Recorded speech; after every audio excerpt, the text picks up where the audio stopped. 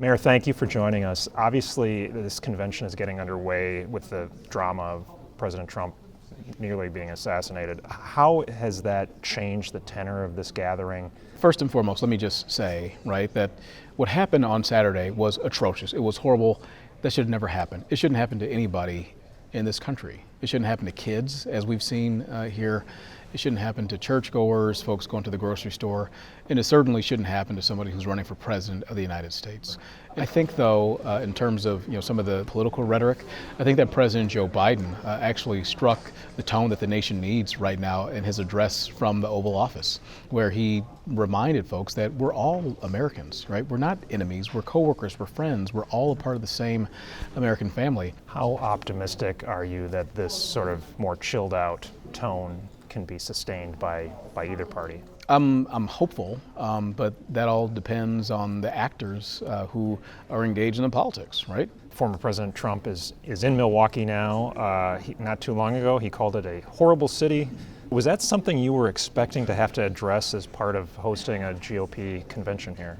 No, I was not. We shouldn't be in this position where we've got candidates for president calling American cities horrible, especially not in a state like Wisconsin, a battleground state in which whoever wins the state typically wins the presidency. As we saw in 2016 and in 2020, 20,000 votes separate the winner and the loser in this state in statewide elections. 3.3 million. Yeah, exactly, precisely.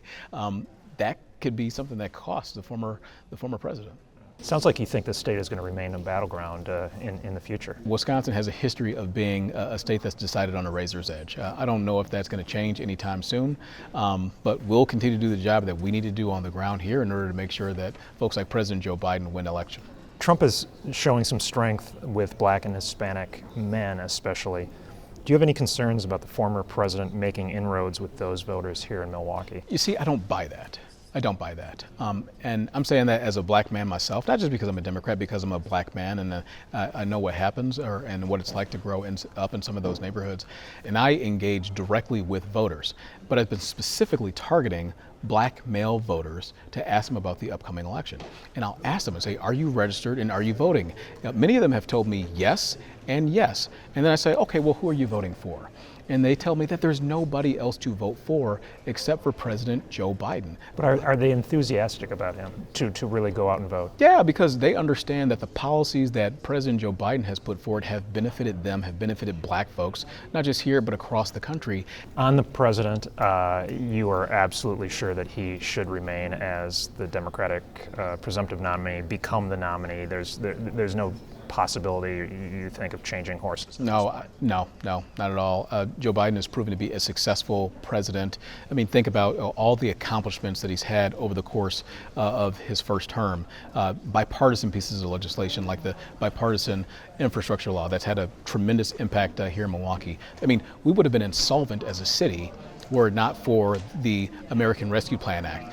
I absolutely think that Joe Biden is the leader that we need now and the leader that we need for the next 4 years. Republican organizers here who I've talked to describe you as a very bipartisan guy, at least when it comes to the convention. How tricky has it been for you to sort of balance wanting Republicans to spend their money here and being a loyal member of the Democratic Party and a supporter of Joe Biden? These are two things, right?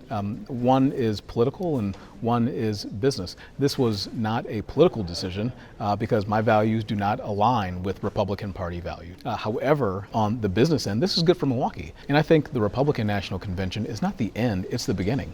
It's the beginning opening the door to other large-scale business, political, because I like the DNC to consider coming back here, sports and entertainment events to happen in Milwaukee. You get described as sort of a rising star in the Democratic Party in this state. Do you have aspirations to be something beyond the mayor of Milwaukee?